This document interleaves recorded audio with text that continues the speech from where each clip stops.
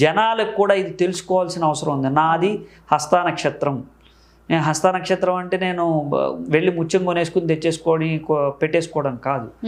ఏ stone అయినా సరే ముందు ఈశ్వరారాధన అవ్వాలి. ఈశ్వరుడు యొక్క చేతిలోనే నవగ్రహాల లయము జరుగుతూ ఉంటాయి. ఈశ్వరుడు యొక్క అనుగ్రహంతోనే కదలికలు జరుగుతాయి.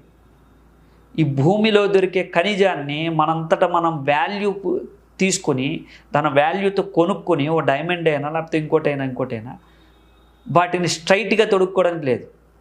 ముందు ఈశ్వరారాధన అవ్వాలి. శివుడికి సమర్పించి అక్కడ అభిషేకం జరగాలి. శివుడికి రోజు అభిషేకం జరుగుతుంది. ఆయనకి జరిగే సేవలో అక్కడ ఉంచబడి అది కనుక మనం పెట్టుకున్నట్లయితే దానికి ఒక పవర్ వస్తుంది.